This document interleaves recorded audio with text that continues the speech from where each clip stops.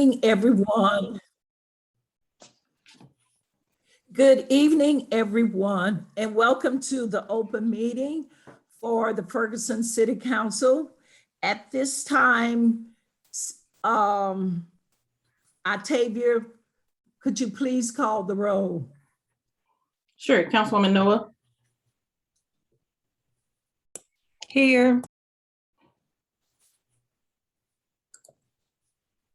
Councilwoman Griffin. Here. Councilwoman Burrow is logging in now, so I'll come back to her. Councilwoman Robinette. Here. Councilwoman Lipka. Here. Councilwoman Nelson. Here. Councilwoman Burrow, we're doing attendance now. Thank you. Present. And then Mayor Jones. Here, a quorum is present. At this time, we'll move to our agenda, and it's a discussion of City Manager Eric Ostenberg. Would you like to lead the discussion? Yeah, absolutely. Good evening, Mayor, City Council. I'm before you tonight to kind of give an overview of existing mechanisms, if you will, within the city charter, within existing city code that will promote development and hopefully court the development or require certain characteristics within development within our city.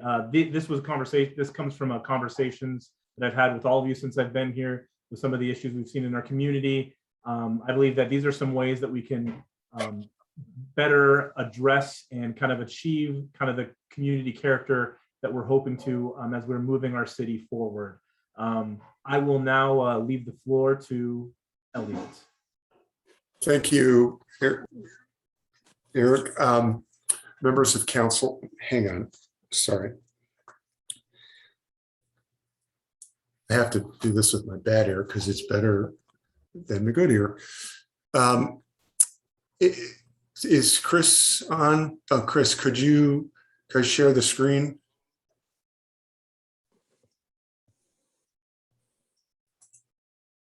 I believe Octavia is going to have to give you that permission. Okay. So Octavia, if I could share the screen for a few minutes. Okay. All right. So what I want to put up here is just some slides. No, there we go. And from beginning. Okay. So I'm going to talk about what redevelopment tools are available and a little bit of the process of how they work. But before I do, I want to show you some visual examples of where redevelopment with certain requirements on developers has been used relatively successfully. And the first couple of slides are from Forest Park Southeast in St. Louis, which is, you may know as the Grove.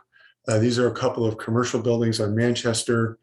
And it just shows you the before and after.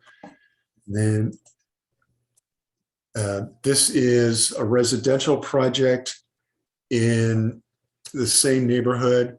It's called Union at the Grove. It's 160 units with over 50% targeted to workforce rental. The way that's one worked, let me move that out of the way. The project received 10 years of tax abatement in exchange for reduced rents and the establishment of a community improvement district with what's called pilots, payment in lieu of taxes, that are used specifically for streetscape and sidewalk improvements. So sort of like what we're planning to do with West Florissant. The interesting thing in this project is that they're going to reopen the streets. So just that's what's going on in Forest Park Southeast. There's another neighborhood. This is called Smoketown in Louisville. It's the oldest African-American neighborhood in the city of Louisville. This is a housing project. It's called Shepherd Square. The upper picture is what was there before. And as you can see, it was like any number of unmaintained, poorly maintained housing projects that seen across the country. And the After project, which was a Hope 6, funded by Hope 6, with assistance and requirements for affordable housing, community input, and streetscape improvements. Again, improving the sidewalks and reopening streets, mandatory housing requirements as far as income levels, and mandatory requirements for community input to how to do the development better. So with that, I want to get into the meat of the presentation. So there are basically two types of redevelopment tools that the city council has at their disposal. The first is what's called a redevelopment area process. It's right out, it's in the code. The first thing that happens is that a developer submits a proposal for us to redevelop a site, either just on their own or because the council puts out an RFP for proposals. There needs to be a study that shows a finding of blight, and I'll get into that, what that means in a minute, because I know blight is a loaded word, and it has not been used well in the past, and there are some things to discuss about that. The proposal is then reviewed by the Plan Commission and the council, and there's a public hearing before the council.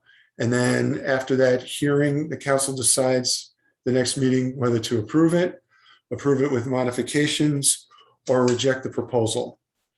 The second tool is a straightforward rezoning, similar to the redevelopment process. A proposal for rezoning is reviewed by the Plan Commission or the council, and then there's a public hearing. Only in this case, a developer or a property owner can submit a proposal for rezoning, but the city can also submit it itself. At the hearing, all impacted and neighboring property owners within 185 feet of the project are invited to come and hear the presentation and speak at the hearing if they so choose. And then at the next meeting, the council votes on the proposal, and that it either goes up or goes down. Now, want to talk about the different kinds of tools that can be utilized in both a process, as far as incentives and development requirements for affordable housing, for tenants, education and assistance, because redevelopment or rezoning gives the city the ability to use a number of what are called inclusionary tools to limit gentrification and displacement. And some of these tools, and there's a long list, and I'm only going to give a couple just so that you have an idea of what is at your disposal, are inclusionary zoning, community benefits agreement, right to stay, just cause eviction ordinances, community land trusts, and rent control or rent stabilization. These can be used as requirements for development, or they can be used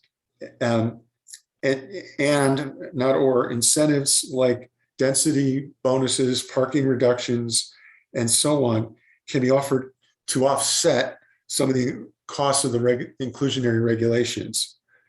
So basically, you can have some requirements on the one side. So if we do a redevelopment, or if we do a rezoning, these are the new rules that will be required. And in exchange, there are opportunities for increased density of housing, reduced parking, Maybe there are some communities, as noted in the slide, in the visuals, use tax abatement. And they can be mixed and matched to form the best available possible project for the neighborhood. The tools can they can be mandatory or voluntary in rezoning, and in the redevelopment, it's wide open. But in the rezoning process, and I'm going very fast, and I understand, bear with me. If you're going to use these tools, they have to have a public purpose, and they have to be connected to that purpose, and they must relate to the comprehensive plan. And that comes out of the state statute. Now, if you have looked at the comprehensive plan recently, which I do every day, you will remember that there are almost a dozen strategies out of the housing component that directly correspond to the goals of these tools. So, from proactive code enforcement, incentives to good landlords for operating appropriately, education for tenants on fair housing, and that sort of thing. Connecting renters at risk to nonprofits and resources to helping them. Establishment of a Southeast Ferguson task force for coming up with and advocating for better development, and it goes on. And as long as the tools and the incentives connect to those strategies in the comprehensive plan, and they make sense for the public goals of the plan and of the council, they have a really strong chance of standing up. They should stand up to challenge if they are challenged, and frequently they are. But as I mentioned, with the backup of the comprehensive plan goals, they should stand up because they're related to the goals of the council and the city as or expressed through the plan.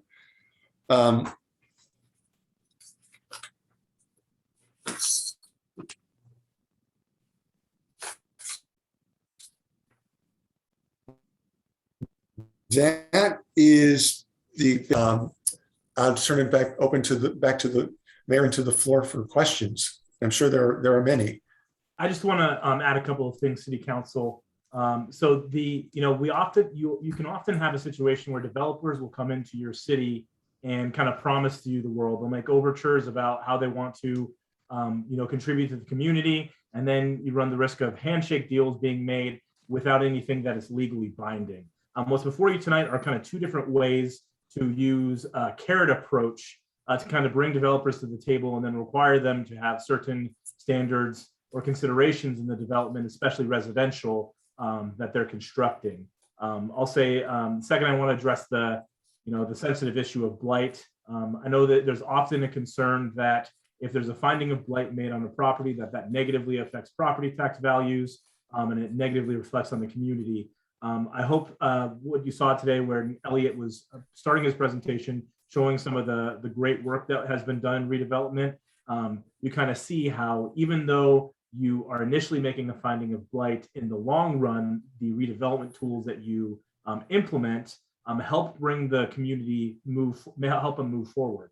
It helps the community move forward, and that ultimately translates into higher property tax values that wouldn't have been achieved in absence of a redevelopment initiative. And then lastly, I just want to kind of reiterate some of the things that Elliot said. Really what's going on here is it's the ability for us to require things of developers in an area of the town, of our city, and then in return, we are offering some sort of incentive, such as tax abatements, things of that nature, to kind of incentivize that sort of development. Anyways, that finishes staff's comments on the presentation. I have my hand up if I can ask a quick See question. Councilwoman Lipka. Yes, ma'am. I didn't know if you could see it with the screen being shared. Elliot, when you gave your presentation, you started listing some different things, inclusionary zoning, commercial land trust, and stabilization. Could you possibly send us an email kind of with all of those different things and, like I don't know, the terminology and the definition? Absolutely. I I'd be don't happy need you. to. Yeah, I don't want you to feel like you have to send all thousands of them, but the ones you mentioned tonight or the ones that you think would be more likely to be useful in Ferguson. Yeah, I've got that queued up on my computer. That will be hard. All right, keep it simple. What, you don't want all 273 tools with a full page on each? You know I do, but still. Okay, thank No, you. yeah, that'd be fine. Okay, Councilwoman Griffin. Thank you, Mayor. I was just about to say the same thing. I actually would like the tools. I want to be able to read through them and understand what the different tools that we have at our exposure are.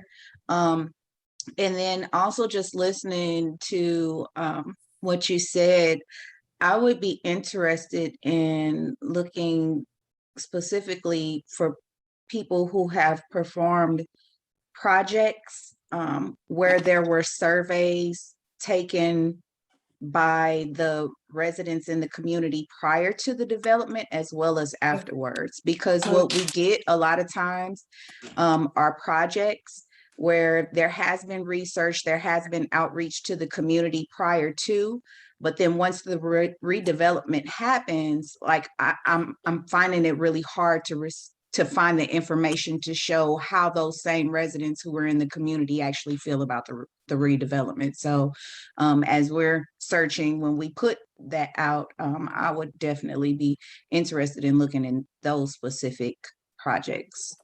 So just to make sure I understand, let me restate this. You're looking for projects with before and after surveys of residents to see if it delivered as promised. Correct. Okay. Because there's a lot of information taken at the front end, but I want to see the actual effectiveness of it. Like, did it prevent what's the word that I'm looking for? Displacement. We talked about that. Did it prevent gentrification? I know different folks look at gentrification as it could be a good thing or a bad thing, but really the displacement, the value of the area, does it become too expensive for the people in the community to be able to, that type of stuff after the redevelopment happens is what I'm interested in learning more about in terms of like who would take on these projects. Mm-hmm. Yeah, I can do that. Okay, Councilwoman Burrow. Elliot, I want the enchilada. I want the whole thing. I think that I would have liked to have had it before you brought the presentation. I think it's important, and I've said this many times before, if the council could get ahead of time these type of information packets before we sit down, then right now, what you're telling us is all sounds good, but I'm capable, and I know everybody on this council is capable of reading these different forms and reading or everything that has to go along with it, like what Griffin is asking about. Did it really have the impact that it was supposed to have when it was initiated? We don't know that if we can't see it. I don't mind taking your word for it, but I'm capable of looking at a form. And sometimes what you present or any, what you present, and if I had the actual packet, I might look at something else and want a question on that. A lot of times that happened when I'm sitting in meetings and somebody never thought to ask that question. And we got a questionnaire person on our council that sees a lot of things the rest of us don't see and can ask a question about. So I would prefer, and this is not the fifth time I've asked for this, if we could have this kind of information before we have these meetings so that we can digest. I don't know how many people think that, but you can go from the questions being asked now that would have been useful. So if you send me the whole enchilada, I'd like to see it. All 275. Thank you so much.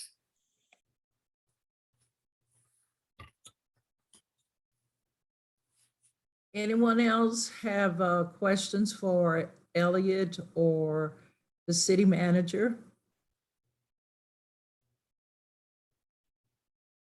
Okay, next.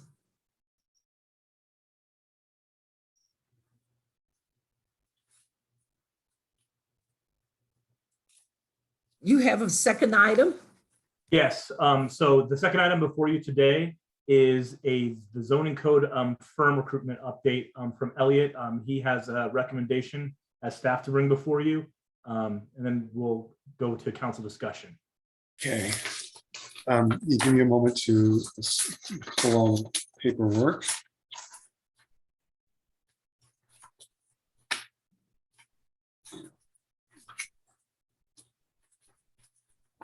So, as you recall, when we brought this proposal up to you in the May meeting, there were several concerns. One was the price of the recommended consultant. Number two was the time of the proposed project, and number three was the extent of the community outreach.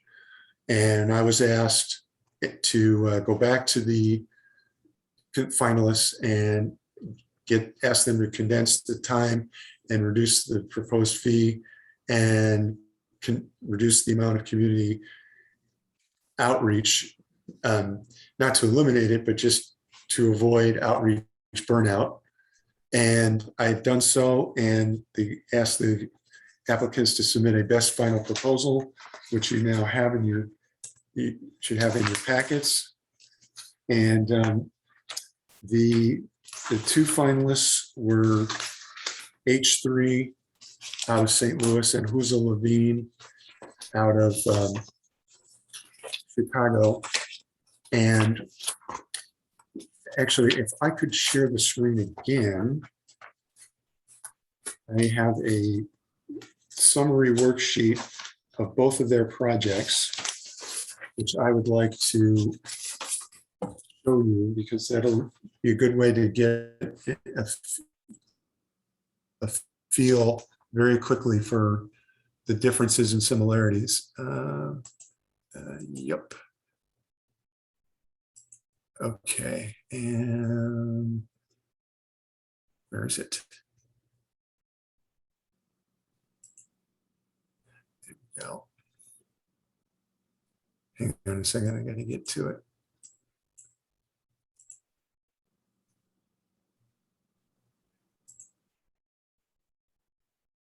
There we go.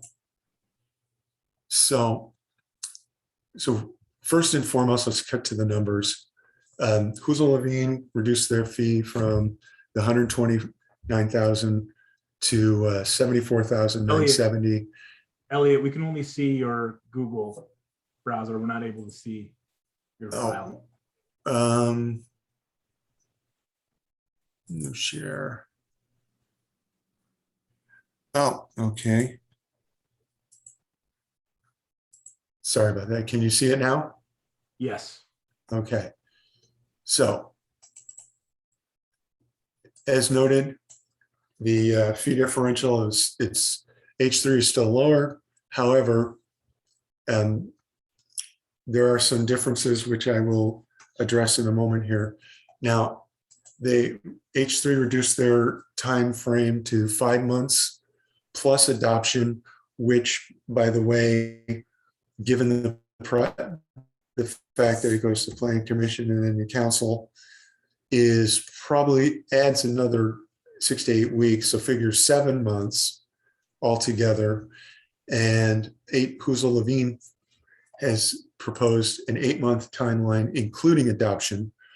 So as far as that goes, they're more or less on the same plane as far as the time to target. And we get into the steps, and I won't go into all the details of what these things are unless you are asked after my presentation. But you know, so we have diagnostics, we have a gap analysis, and we have same which Huzel Levine calls misalignment and pain points analysis. And the step 1 and step 2 are the points in their presentation, in their process, where these things would be done. So,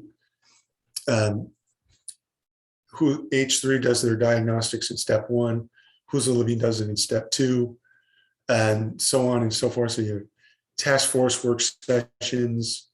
In Huzel Levine, they call it review of staff and plan commission. Then we have updated parameters report, preliminary recommendations. These are the steps are the same in both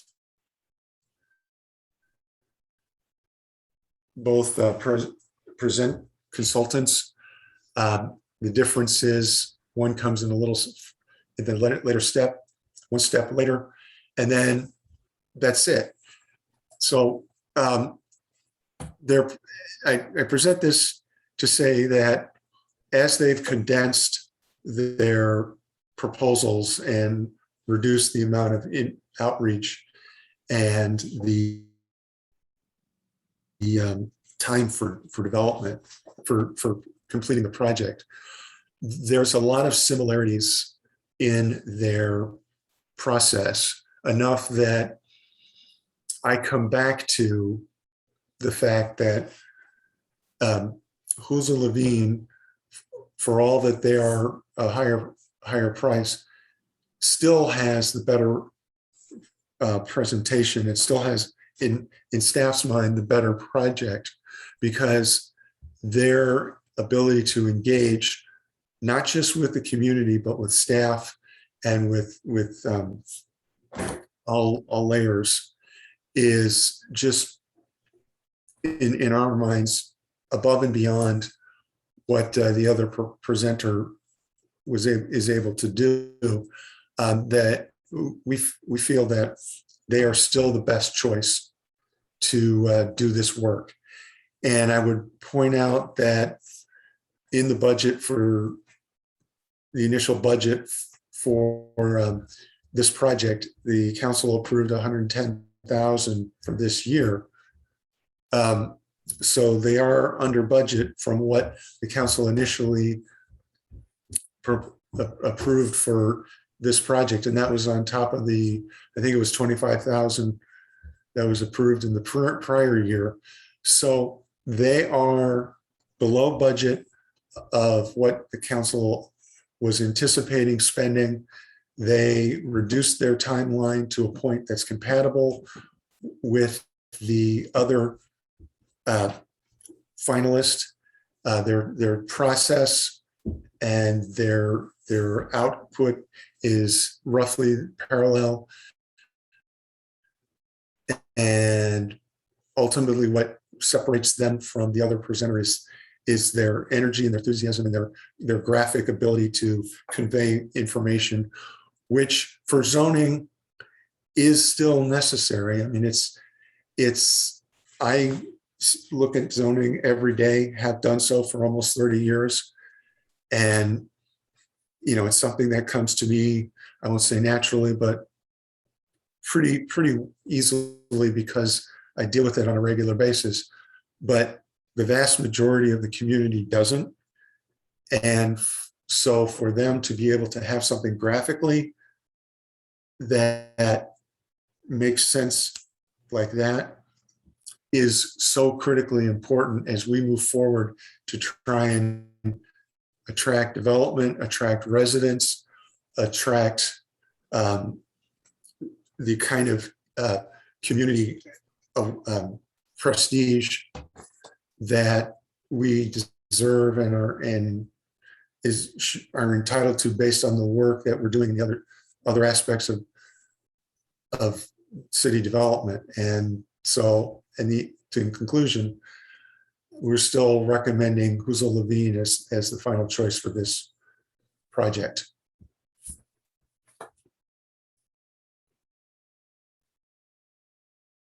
Well, since I can't see your hands, are there any questions? And let me stop Yeah, I have a sharing. question. This is Naquita. So Elliot, so there's a difference of $25,520. And you're saying that the graphics for the House of Levine, HL, that's what's better, that's why they're worth. That's part of it. That is not the whole of it. I'm sorry, where'd you go? Okay. Sorry. I have too many screens up. The graphic presentation is a significant part of this, but also the fact that they convey information verbally and engage people at the community level, at the staff level, at the task force level, in a way that is far and above what the other team has been able to do that in the research that I've done. And they have Huzel Levine has a list of planning awards for the work that they've done for those very reasons, as long as my arm. Okay, thank you. Councilwoman Robinette.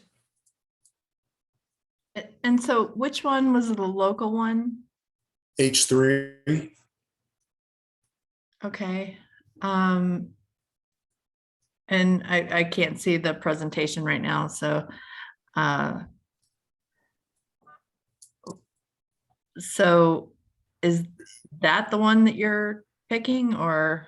No, I'm proposing that H3 is the local one.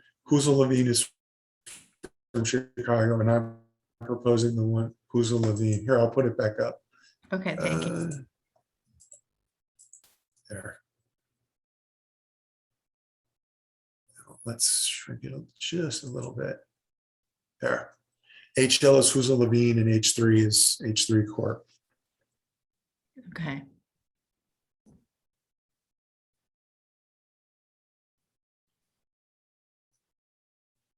And H3 has done other stuff within the St. Louis community, correct? Yes.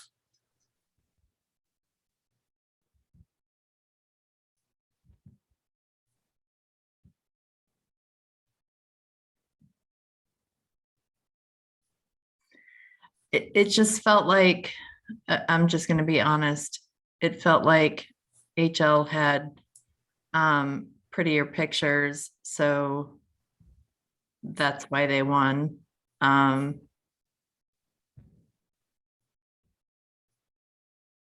everybody's gifted in PowerPoint presentations, but sometimes the ones that are doing the work don't have time to prepare presentations like that.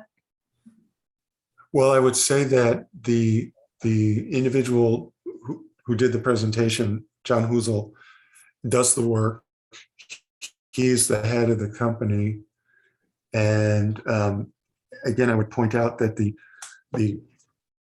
awards for the work that they've done in other communities going back many years should be, is in my mind an indication of the ability for them to do this kind of project. Okay.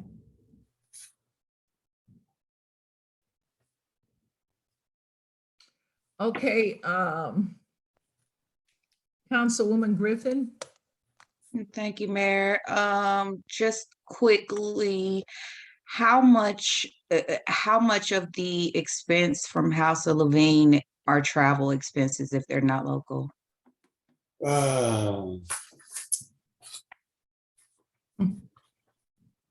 Great question. This is a good question. And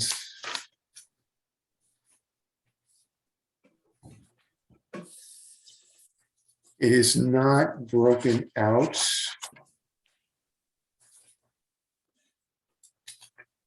So I will have to get that for you. Okay.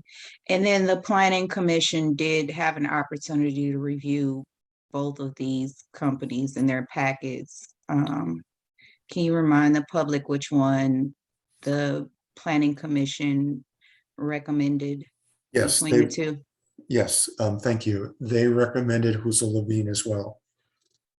Okay. And then last question, I had one more. From the presentation that we saw just recently, not the one previous to that, but the one that the entire council had an opportunity to listen to, I didn't hear much difference in regards to, the work that they will both be doing. So just from your perspective, Elliot, what did you hear differently between the two in terms of how closely they would be willing to work with staff? Just because I know that's an important factor. I know that's very important. You yourself, I'm sure, have recommendations. You're thoroughly aware of what's in those codes. So I just wanted to get your opinion as far as like what you or what other staff observed in terms of why they felt, that communication would be much deeper or deeply connected working together versus Well- the other one. Oh, okay, that's a great question. While both will work with staff, and the feeling was that the Huzel Levine just had a better ear for what our requests are, and we not just, and I'm talking about staff, but that applies writ large as well. I mean, it's a subtle thing, but I just got a better feel for that. We were being heard, Okay. if that makes sense. Yeah, I hear you. And then lastly, final question was in regards to, oh shoot, I had it. Come back to me. I'll think of that question again. I had one more question, but I'll pass for right now. Councilwoman Burrow. Elliot, I looked at both of these companies extensively. We looked at them together, and I'm concerned that from the outgo, the prices difference was double. But after we had the meeting, and I'm pretty sure they probably knew, I'm not sure, but they probably knew what each other's bids were. And so in a 1, 2, 3 punch, tell me 1, 2, 3, what would make a company come away? It's over 50 grand that they lowered their price. I remember that at their presentation, they said they had made an offer to reduce their price, but they didn't have that reduced price at that last presentation, which they should have, but they went away and came back. Now we have the price of what it is. It just raises the hair on the back of my neck when somebody will draw back 50 grand plus. There's got to be something coming out of that. Well, there were a number of community meetings that were pulled out, and there was meetings with staff that were reduced, and I'm sure that travel played into that. And well, let me, I'm not trying to interrupt you, but let me count. So, okay, I figured what Griffin had said about the travel, that's gonna happen. But now common sense would tell me that they would have considered the community piece first. And so what we thinking is, and then you tell me if that's a fact or it's just what you're thinking. So I need to know that to get the correct answer. So they come back, Johnny come lately type, after we've let them know your price is no good for us. Oh, well, now we're gonna go and check on what the community said. That should have been first. Well, so which way is it? Did they do it that way, or are you guessing that's what they did? What I can tell you is that we put out a proposal. They responded, and we had a certain list of items in the proposal that we asked them to respond to, which they did, and they posed a price. And so I'm not exactly sure what you mean about work understood the community. Can you speak more to that? Because I want to make sure. I was speaking to the first thing you said, that they dived into what the community responses were, what you just first said. So maybe I got you wrong. Your first comment when you start talking was that HL looked into some of the things that were already warranted by the community. So you want to repeat what you said, and maybe we'll get that answer. I'm sorry, I may be mishearing, because when I was talking about looking into the community, I believe I was talking about the pieces that they had taken out. And I'm not sure we may be one of the feedback that we heard from council when H3 and HL gave their presentations to you all last was that y'all felt that there didn't need to be as extensive of a community engagement portion to the work. And what Elliot was referencing was just one of the things we asked when we were asking them to reduce scope was there a community engagement, because we had heard consistently from all of council that that was something that we didn't really need them to redo. Thanks, Elliot.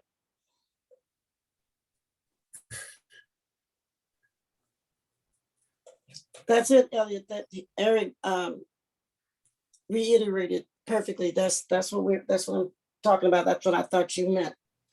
Yeah. That they went back and looked at what we thought should have been first, but they didn't do that in the beginning. Am I correct in my thinking?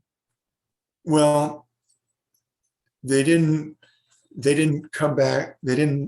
I can say that they probably didn't look at it with the thinking of, well, do we need to refine this based on the council's concerns, because that hadn't come up yet. Now they both teams researched the zoning and looked at what was done in the community as far as recent plans, because we referenced those in the RFP. But I think it may be over. It may be saying they should have known that this would be an issue before it was an issue. And if I will say that I was not aware myself that this was an issue, certainly we didn't want to overload the community on outreach. But having said that, outreach plan, and that all the pieces that the community's needs and voice was heard. And this also comes out of the comprehensive plan. It's a straight, one of the primary and first things that come out of this comp plan, and any comp plan, quite frankly, is looking at and revising the zoning code where necessary. So to that extent, they were looking at what the community was desirous to do. Okay, but Eric, Elliot, you and I had both looked at that plan, and like you, it's on my desk, and I look at it every day. So I'm hoping that what I'm sensing is that they might have been a little bit arrogant, thinking that the awards and who they think they are may have warranted them that price, because if nothing has really changed, but that they looked at what the community wanted, and they should have been looking at that at first. I'm thinking that it's a little Johnny come lately on that real important point. So that was two things. What might be the third thing that would make them give up 50 grand plus? I don't know that I could have an answer for you. I Thank mean, I I think get that's it. something that probably contributed to it was that, initially they were, staff communicated to them that it just needed to go to the plan commission, then staff would be in front of council. But after we had brought them before council, it was very clear from our meeting with council when they gave their presentations that council was not happy with either of their price proposals. And that triggered us giving the opportunity for them to make their one best final offer, which is why I think you saw a lot of that reduction, because it's the reduction in scope, kind of the pressure of it being in front of council, and then just the length of the process as well. what I will say is they said that this was their first offer proposal was a general approach, not approach, but an overall umbrella plan, and that it is that they tailor it to the community that they are going to, and that I think they said it was like 70 or 80% of their projects come in at a final price lower than what they initially bid. So whether that means that they're over anticipating or whether that means that they deliberately leave themselves room to maneuver, I don't know. But that is what they told us at the beginning. Thank you, Ellen. Okay, Fran, you up, and then after you speak, I will speak. Okay, thank you, Mayor. I did remember my last question, but as Elliot was talking, it just made me think about the last city council meeting when they did do their presentations. And it seemed to me like both companies had extensive opportunities for community to put their input in. And I remember Councilwoman Lipka at the time just talking about how burnt out the community was on stuff like this, especially when it comes to the code in particular. You got to be well versed. So her question or her recommendation or ask or to the companies at the time was that, what can they do in terms of cutting some of that time out, and how would it affect the overall budget? And so what we're looking at is, based off of that conversation that happened during the last city council meeting when they presented. But I did have a final question for Elliot. Elliot, besides the comprehensive plan, because I know one of the companies did work with us on, or a few of the members worked with us on the comprehensive plan, do you have any experience working with either company besides that comprehensive plan? I worked with John Hull, who is the principal of H3. This is going back many years. He was on the St. Louis Development Corporation. This was before it merged with the county, when I was working for the city of St. Louis as a neighborhood stabilization officer. It wasn't direct. We would have conversations on projects from time to time. I have not worked with Huzel Levine. I am familiar with them. They're a well-known name in the planning community, but I have not had work with them. Okay, thank you, Elliot. My You're question, welcome. Elliot, as I sit here and look at both of these companies, and one company came in a little bit higher, but after he heard the concerns of the council, he came back with, as Councilwoman Honor say, with a 25,000 reduction. I'm very concerned if they sell into personality instead of looking at what they have to offer, But if you look at the one from out of town and the one in town, they are the same. And so if we work locally, I think we will get a better product. That's just my opinion, because HL is, to me, selling to personality and making a reduction where somewhere in that $25,000, it may be the travel or something else they may have moved around.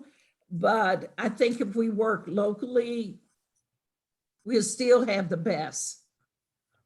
I saw Councilwoman Robinette, she had her hand up.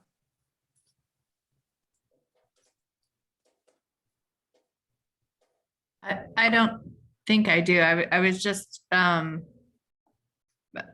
my thoughts are, based on the research, based on what was presented. I was, looking at our local firm, but then, HL kind of ate crow and came back with a better offer. So I'm interested in staff's assessment of the best path forward.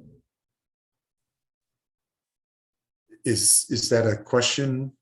Well, no, it's kind of, well, yeah, sorry. So between the two, I was really looking at the local one. And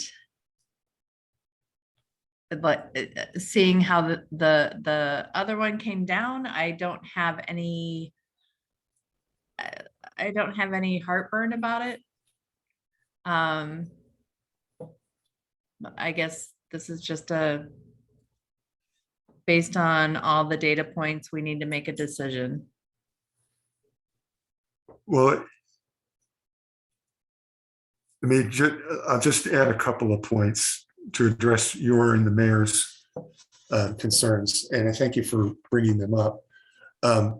First, I just want to point out that when talking about reduction, the Huzel Levine's revised proposal is 45% lower than what the council initially budgeted, and I just want to put that out there.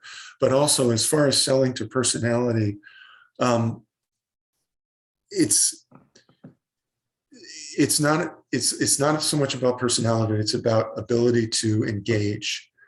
And Huzel Levine can engage everybody from the plan commission team that reviewed them, and from staff. And again, I want to point out that they have a long line of awards from the American Planning Association for communities large and small for doing this very work. And you don't get that for just having a smiling face and a good speech. You got to do the work, and they do the work. And I understand the concern that, it's just pretty graphics. It's more than that. It's how they present it and how they utilize graphics and technology to elicit information about what the needs are and what the issues are. And, from a staff standpoint, it's something that I'm going to feel a lot more enthusiastic about the work, the final product, both from my ability to use it and from the community's ability to use it. And that, at the end of the day, is why I'm promoting this finalist over the other one.